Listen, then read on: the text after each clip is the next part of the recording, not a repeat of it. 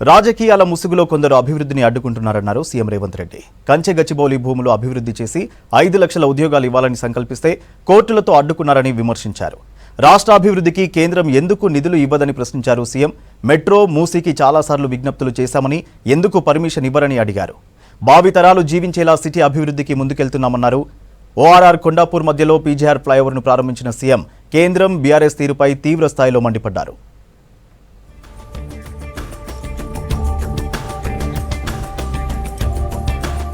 కేంద్రంలోని ఎన్డీఏ సర్కారుపై మరోసారి తీవ్ర స్థాయిలో ఫైర్ అయ్యారు ముఖ్యమంత్రి రేవంత్ రెడ్డి. బీజేపీకి తెలంగాణ ప్రజలు 8 ఎంపీ సీట్లు ఇస్తే మోదీ తెలంగాణకి ఏమిచ్చారని ప్రశ్నించారు సీఎం. హైదరాబాద్ గచ్చిబౌలిలోని ఓఆర్ఆర్ కొండాపూర్ మధ్య పీజేఆర్ ఫ్లైఓవర్ను ప్రారంభించారు. మెట్రో ఫేజ్ 2కి కేంద్రం ఎందుకు పర్మిషన్ ఇవ్వట్లేదన్నారు. మూసీ, మెట్రో పూర్తయితే హైదరాబాద్ ప్రపంచ నగరంగా మారుతుందని చెప్పారు. తమ విజ్ఞప్తులను కేంద్రం ఎందుకు పరిశీలించడం లేదని ప్రశ్నించారు. దీనికి బీజేపీ రాష్ట్ర నేతలు సమాధానం చెప్పాలని డిమాండ్ చేశారు సీఎం. మోడీ గారి నుంచి మేము ఇది తెచ్చినామని కిషన్ రెడ్డి గారు మీరు ఒక్క మాట చెప్పండి, గుండెల మీద చేసుకొని. మేము మెట్రో రైలు అడిగితే ఇస్తలేడు, మేము రీజనల్ రింగ్ రోడ్ అడిగితే అది అటకెక్కింది. ఎందుకు ఈ వివక్ష? మా మెట్రో మాకు ఇవ్వండి, మా మూసి మాకు ఇవ్వండి, మా రీజనల్ రింగ్ రోడ్ మాకు ఇవ్వండి. ఈ 3 ఇస్తే మా నగరం ప్రపంచంతోనే పోటీ పడుతుంది. హైదరాబాద్ సిటీ ప్రపంచంతో పోటీ పడేలా చేస్తున్నామన్నారు సీఎం రేవంత్ రెడ్డి. సిటీలో 25 ఏళ్లు పీజేఆర్ శకం నడిచిందని చెప్పారు. ఆయన సేవలకు గుర్తింపుగానే ఫ్లైఓవర్కు పీజేఆర్ పేరు పెట్టడం సంతోషాన్ని ఇస్తుందన్నారు. దేశ విదేశాలు తిరిగి రాష్ట్రానికి 2 లక్షల కోట్లు పెట్టుబడులు తెస్తే దాన్ని బీఆర్ఎస్ అడ్డుకుందని ఫైర్ అయ్యారు. కబ్జాలపై హైడ్రాతో ఉక్కుపాదం మోపామన్నారు రేవంత్. ఎన్కన్వెన్షన్లో 2 ఎకరాలను నాగార్జున స్వయంగా ప్రభుత్వానికి అప్పగించి అభివృద్ధిలో భాగస్వామ్యం అయ్యారని చెప్పారు సీఎం.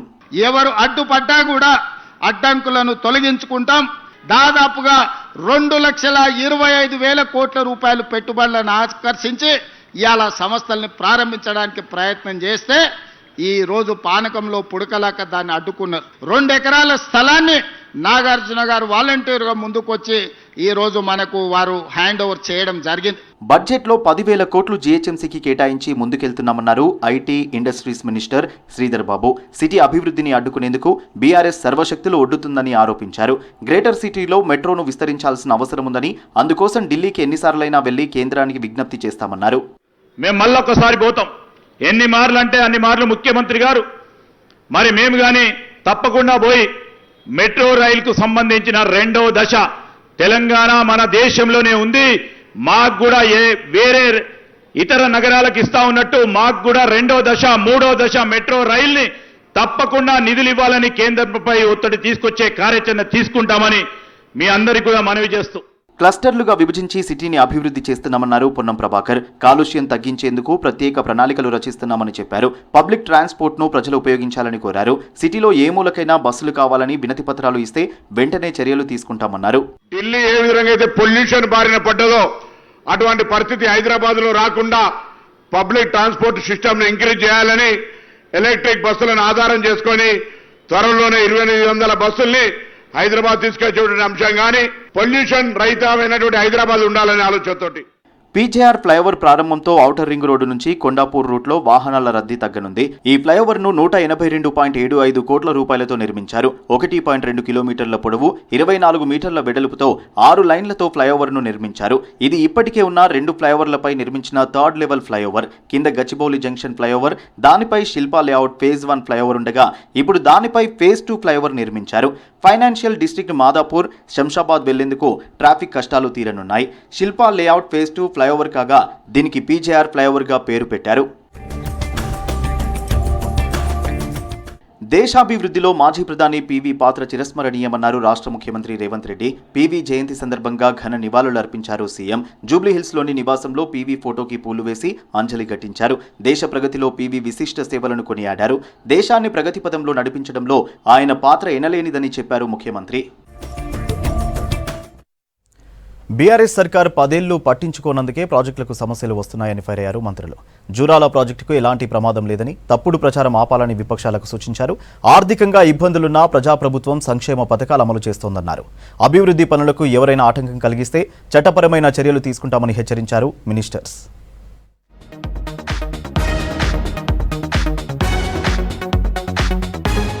10 ఏళ్ల పాలనలో బీఆర్ఎస్ సర్కార్ ఇరిగేషన్ శాఖను భ్రష్టు పట్టించిందని విమర్శించారు ఇరిగేషన్ మినిస్టర్ ఉత్తమ్ కుమార్ రెడ్డి. ప్రాజెక్టుల నిర్వహణను కూడా పట్టించుకోలేదని ఆరోపించారు.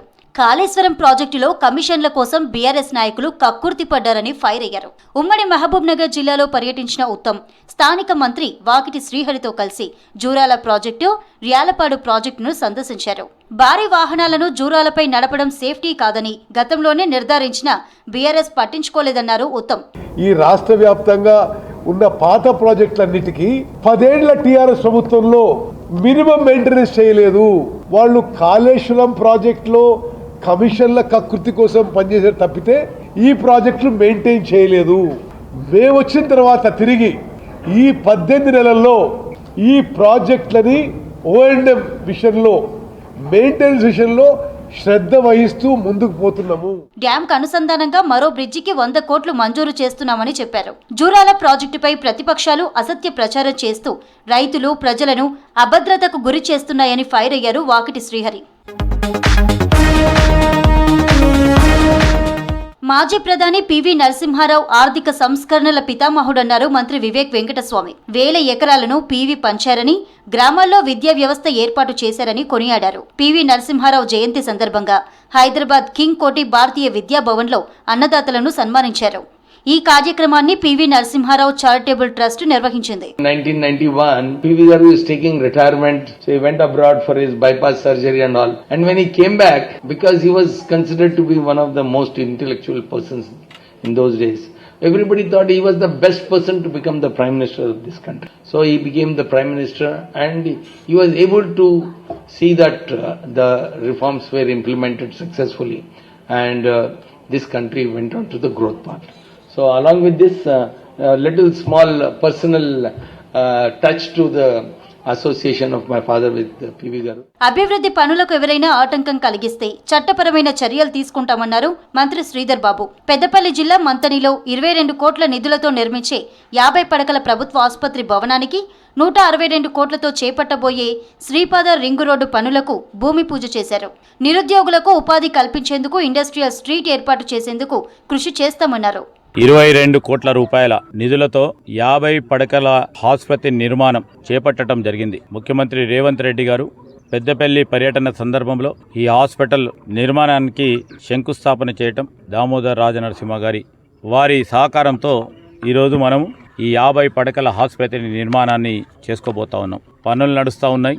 1 సంవత్సర కాలంలోపనే పూర్తి స్థాయిలో ఈ హాస్పిటల్ నిర్మాణ కార్యక్రమాలు మేము చేపడతా ఉన్నాం.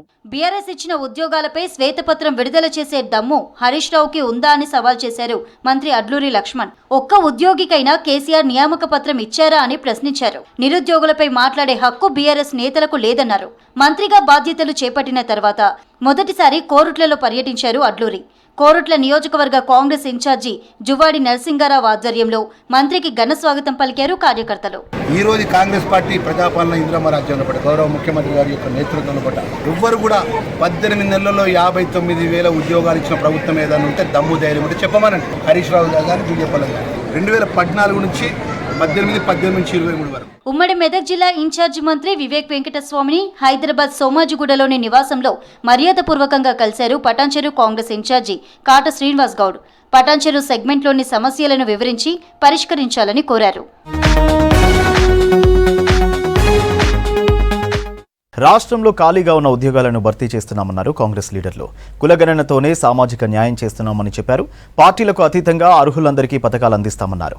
ఇండ్లు రాని వారు అధైర్యపడొద్దని విడతల వారీగా అందరికీ ఇస్తామన్నారు కాంగ్రెస్ నాయకులు.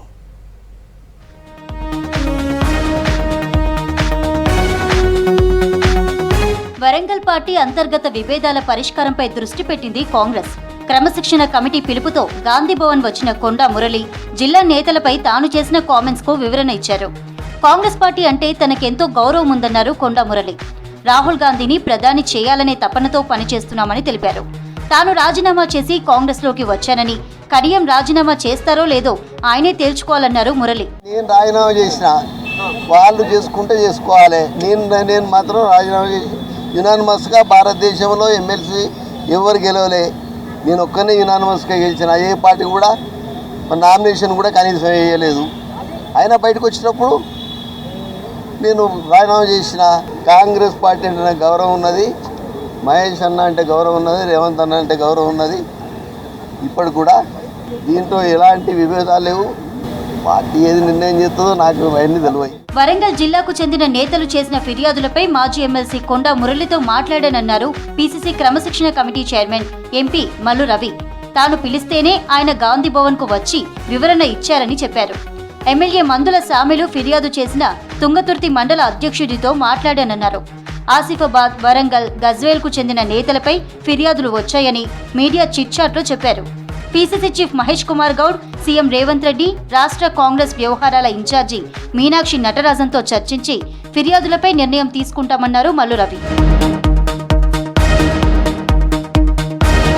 కుల గణనతోనే సామాజిక న్యాయం జరుగుతుందన్నారు ప్రభుత్వ విప్ ఆది శ్రీనివాస్. మహిళలకు ఉచిత బస్సు సౌకర్యం కల్పించామని, 500 రూపాయలకే గ్యాస్ సిలిండర్ ఇస్తున్నామని చెప్పారు. జగిత్యాల జిల్లా కతలాపూర్ మండలం సిరికొండలో వివిధ అభివృద్ధి కార్యక్రమాల్లో పాల్గొన్నారు విప్ ఆది శ్రీనివాస్. 88 మంది లబ్ధిదారులకు కళ్యాణ లక్ష్మి, షాదీ ముబారక్, ముఖ్యమంత్రి సహాయ నిధి చెక్కులు పంపిణీ చేశారు. తెలంగాణ కోసం పోరాటం చేసిన ఆయనకు అవకాశం ఇస్తే మళ్ళీ మీరు మొన్న మాకు అవకాశం ఇచ్చిన 10 ఏళ్ల తర్వాత చూస్తే ధనిక రాష్ట్రం అనేక సందర్భాలు కేసీఆర్ అన్న మీరు విన్నారా? మన ధనిక రాష్ట్రం ఉన్నది. కానీ ఇప్పుడు చూస్తే 10 సంవత్సరాలతో అప్పుల రాష్ట్రం అయిపోయింది. 8 లక్షల కోట్ల అప్పులు తల్లిపు. రేవంత్ రెడ్డి గారు ముఖ్యమంత్రి అయిన తర్వాత చూస్తే 8 లక్షల కోట్ల అప్పు. దానికి నిత్య అవస్థ ఎంత కడుతుందో తెలుసా? ఆనాడు సంవత్సరానికి 6,000 కట్టే పరిస్థితి నుంచి ఇప్పుడు వాళ్ళ పరిపాలన 10 ఏళ్లు నెలకు 6,000 కడుతున్నారు. అర్హులందరికీ ఇందిరమ్మ ఇండ్లు మంజూరు చేస్తామన్నారు మునుగోడు కాంగ్రెస్ ఎమ్మెల్యే కోమటిరెడ్డి రాజగోపాల్ రెడ్డి. ఇండ్లు రాని వాళ్లు ఆందోళన చెందాల్సిన అవసరం లేదని చెప్పారు. నల్గొండ జిల్లా నాంపల్లి మండలం దామెర గ్రామంలో పర్యటించారు ఎమ్మెల్యే రాజగోపాల్ రెడ్డి. రోడ్లు, డ్రైనేజీలను పరిశీలించారు. ఉద్యోగాలపై బీఆర్ఎస్ నేతలు మాట్లాడటం సిగ్గుచేటన్నారు కాంగ్రెస్ ఎమ్మెల్సీ బల్మూరి వెంకట్. 2023 వరకు బీఆర్ఎస్ సర్కార్ ఎన్ని ఉద్యోగాలు భర్తీ చేసిందో చెప్పాలని డిమాండ్ చేశారు.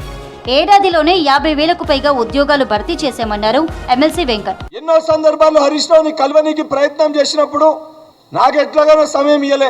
నిరుద్యోగులకి సమయం ఇచ్చి నిరుద్యోగులను పిలిచి మాట్లాడుతున్నప్పుడు తను కూర్చొని వినతి పత్రం ఇస్తే కూడా వినతి పత్రం ముఖం పైన వేసిన రోజులు హరీష్ రావును మర్చిపోయినవా? నిరుద్యోగుల సమస్యలపైన మాట్లాడమని ఇదే పత్రికా విలేకరులు నేను ప్రశ్నిస్తే సమాధానం చెప్పకుండా ప్రెస్ మీట్ లోకి వెళ్ళిపోయిన విషయాలను మర్చిపోయినవా? కాంగ్రెస్ సర్కార్ పేదల సంక్షేమానికి ప్రాధాన్యత ఇస్తోందన్నారు కోదాడ ఎమ్మెల్యే పద్మావతి రెడ్డి. 6 గ్యారెంటీల స్కీమ్లతో అన్ని వర్గాల అభివృద్ధికి కృషి చేస్తున్నామని చెప్పారు. సూర్యాపేట జిల్లా అనంతగిరి మండలం వాయిల సింగారంలో గ్రామ పంచాయతీ, అంగన్వాడీ భవనాలను ప్రారంభించారు ఎమ్మెల్యే పద్మావతి రెడ్డి. కంటోన్మెంట్ నియోజకవర్గాన్ని రాష్ట్ర ప్రభుత్వ నిధులతో అభివృద్ధి చేస్తున్నామన్నారు ఎమ్మెల్యే శ్రీ గణేష్. కంటోన్మెంట్ అభివృద్ధికి నిధులు మంజూరు చేయాల్సిన బాధ్యత కేంద్ర ప్రభుత్వానిదని చెప్పారు. కంటోన్మెంట్ బోర్డులో డబ్బులు లేకపోవడంతో స్టేట్ గవర్నమెంట్ నుంచి పైసలు తెచ్చి నియోజకవర్గంలో మౌలిక వసతులు కల్పిస్తున్నానని వివరించారు. రాష్ట్రంలో అనేక అభివృద్ధి సంక్షేమ పథకాలకు కేంద్రం నిధులు ఇస్తుందని చెప్పారు బీజేపీ నేతలు. కాంగ్రెస్ ప్రభుత్వం హామీలను అమలు చేయకుండా ప్రజలను మోసం చేస్తుందన్నారు. పసుపు బోర్డుపై కేంద్రం మాట నిలబెట్టుకుందన్నారు. నిజామాబాద్లో పసుపు బోర్డు ఆఫీసును అమిత్ షా ప్రారంభిస్తారని తెలిపారు. ఇక పార్టీని నడిపించే వాళ్ళకే రాష్ట్ర అధ్యక్ష పదవి వస్తుందన్నారు బీజేపీ నేతలు.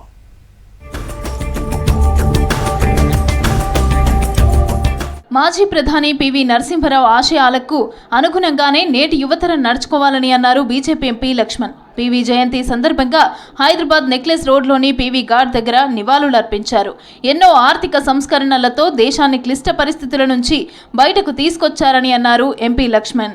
దక్షిణ భారతదేశం నుంచి తొలి ప్రధాని, మేధావి, గొప్ప ఆర్థికవేత్త, స్థితప్రజ్ఞుడు, బహుభాషా కోవిదుడు, భారతరత్న గ్రహీత శ్రీ పివి నరసింహారావు గారి యొక్క 104 జయంతి పురస్కరించుకొని భారతీయ జనతా పార్టీ తరఫు నుంచి వారికి ఘనంగా నివాళులర్పిస్తూ ఈరోజు ప్రస్తుత ప్రధానమంత్రి నరేంద్ర మోడీ గారు పివి గారి కుటుంబ సభ్యులకు కూడా వారి యొక్క జయంతి సందర్భంగా శుభాకాంక్షలు తెలియజేస్తూ నిజామాబాద్ లో కేంద్ర హోంశాఖ అమిత్ షా పర్యటనకు భారీ ఏర్పాట్లు చేస్తున్నామని అన్నారు BJP MP Arvind.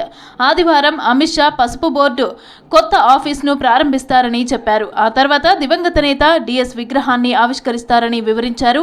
Polytechnic college మైదానంలో జరిగే బహిరంగ సభ ఏర్పాట్లను పరిశీలించారు అరవింద్. సభకు పెద్ద సంఖ్యలో రైతులు తరలి వస్తారని చెప్పారు.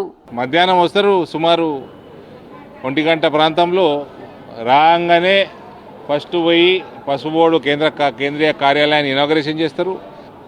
దగ్గరలో అఫీషియల్ చిన్న సభ ఉంటుంది. బ్యూరోక్రాట్స్, స్టేట్, సెంట్రల్ గవర్నమెంట్ నుంచి వచ్చిన వాళ్ళు, బిజినెస్ కమ్యూనిటీ, రైతులు వీళ్ళందరూ కూడా ఉండడం జరుగుతుంది. అది ముగించుకొని ఆయన ఇదంతా half an hour programme.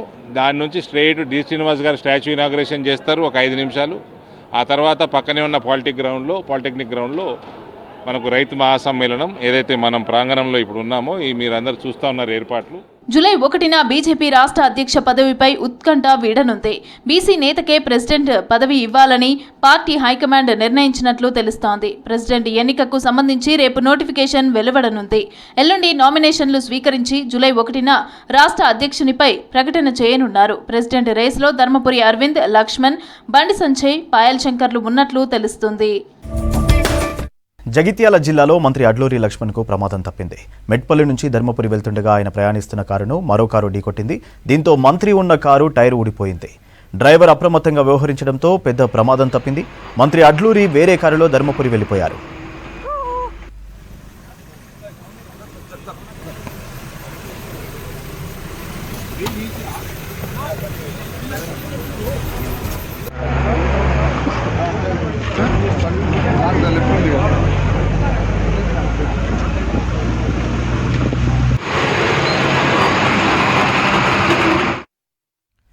Maha News ఆఫీస్పై BRSV కార్యకర్తల దాడిని ప్రభుత్వం తీవ్రంగా ఖండించారు. సీఎం రేవంత్ ప్రజాస్వామ్యంలో ఇలాంటి దాడులు సమర్థనీయం కాదని, తప్పు చేసిన వారికి శిక్ష తప్పదని హెచ్చరించారు.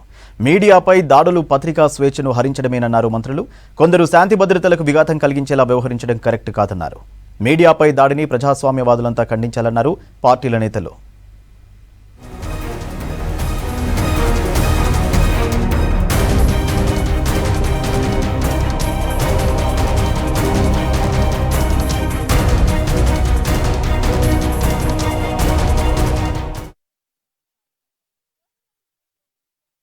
కథనాలు ప్రచారం చేశారని ఆరోపిస్తూ మహాన్యూస్ ఛానళ్లపై దాడికి దిగారు.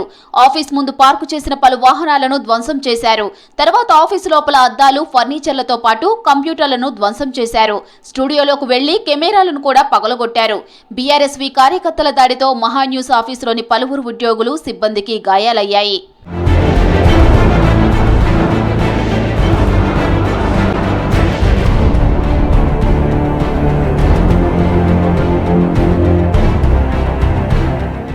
మహాన్యూస్ ఆఫీస్పై జరిగిన దాడిని ప్రభుత్వం తీవ్రంగా ఖండిస్తుందన్నారు డిప్యూటీ సీఎం బట్టి విక్రమార్క. మీడియా సంస్థల్లో జరిగే చర్చలు ప్రజాస్వామ్యయుతంగా జరగాలన్నారు. ఏదైనా తప్పని భావిస్తే చట్ట ప్రకారం తిరిగి అడగాల్సిన బాధ్యత ప్రజాస్వామ్యంలో ఉంటుందన్నారు. ఎంపీ చామల కిరణ్ కుమార్తో కలిసి మహాన్యూస్ ఆఫీసును పరిశీలించారు బట్టి. మీడియా హౌసెస్ ద్వారా చెప్పేటువంటి విషయాలు కానీ, జరిగేటువంటి చర్చలు కానీ అవన్నీ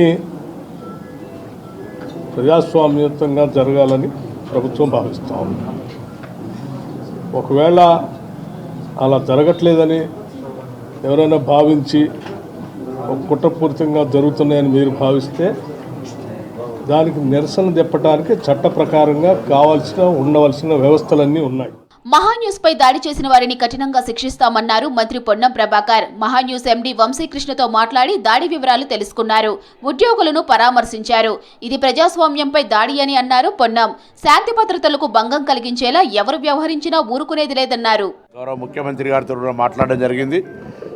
పోలీస్ అధికారులకు కూడా కఠినంగా చర్యలు తీసుకోవాలి. ఇది ఎవరు రాజకీయాలకు అతీతంగా ప్రజాస్వామ్యమైనటువంటి మీడియా మీద దాడి చేసే సందర్భంలో కానీ, ప్రభుత్వ ఆస్తులు కానీ లేదా వ్యక్తిగతమైనటువంటి సంస్థల ఆస్తులు కానీ, హైదరాబాద్ నగర బ్రాండ్ ఇమేజ్కి సంబంధించి హైదరాబాద్ సంబంధించినటువంటి ఒక మంచి స్వేచ్ఛ, శాంతి భద్రతల వాతావరణానికి భంగం ఎవరు కల్పించినా కఠిన చర్యలు తీసుకోవాల్సిందే. మహాన్యూస్ ఆఫీస్ పై దాడి అమానుషి చర్య అన్నారు మంత్రులు సీతక్క, పొంగులేటి శ్రీనివాసరెడ్డి. దాడి వెనుక ఎంత పెద్దవారున్నా చర్యలు తప్పవని హెచ్చరించారు. ఇలాంటి చర్యలు పత్రికా స్వేచ్ఛను హరించే కుట్రలుగా చూడాలన్నారు. వార్తల పట్ల అభ్యంతరాలుంటే ప్రజాస్వామికంగా వ్యక్తపరచాలి తప్ప దాడులు, బెదిరింపులకు దిగడం సరికాదన్నారు మంత్రులు.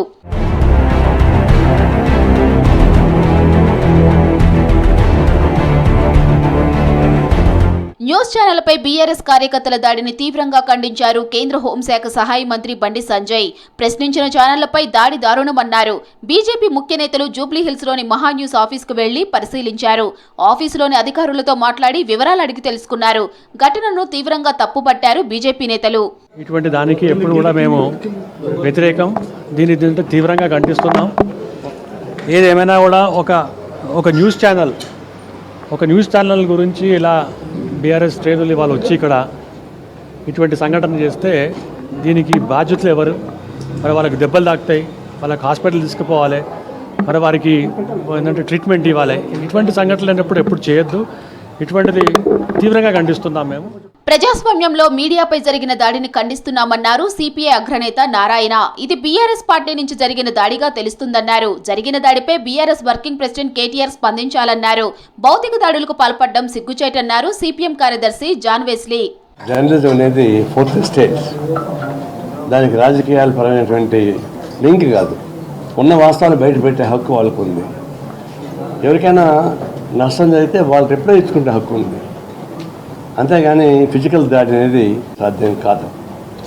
అందులో ఇప్పుడు జరుగుతున్నటువంటి సిట్టు విచారణ రకరకాలు వస్తూ ఉన్నప్పుడు అన్నీ బయటకు వస్తున్నాయి. దీన్ని టీఆర్ఎస్ వాళ్ళే చేయించాలనేది అనుమానం నాకు కూడా. చేయించామంటే మేము చేయించామని చెప్పుకుంటే అంతకన్నా మేము సిగ్గు. మహాన్యూస్ ఛానల్ ప్రధాన ఆఫీసుపై దాడి గర్హనీయమన్నారు AP deputy CM Pawan Kalyan. మీడియాలో వచ్చే వార్తలు, కథనాలపై అభ్యంతరాలు ఉంటే తెలియజేసే విధానం ఒకటి ఉంటుందన్నారు. ఇందుకు భిన్నంగా దాడులకు పాల్పడడం సమంజసం కాదన్నారు. ఈ దాడిని ప్రజాస్వామ్యవాదులు తప్పనిసరిగా ఖండించాలన్నారు పవన్.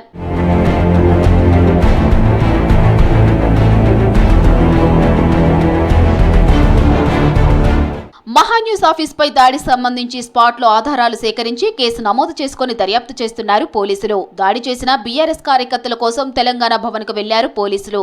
మొబైల్ లొకేషన్ ప్రకారం తెలంగాణ భవన్లోనే ఉన్నారంటూ తెలిపారు. అయితే లోపలికి అనుమతి లేదని చెప్పారు ఇన్ఛార్జ్ రావుల చంద్రశేఖర్ రెడ్డి.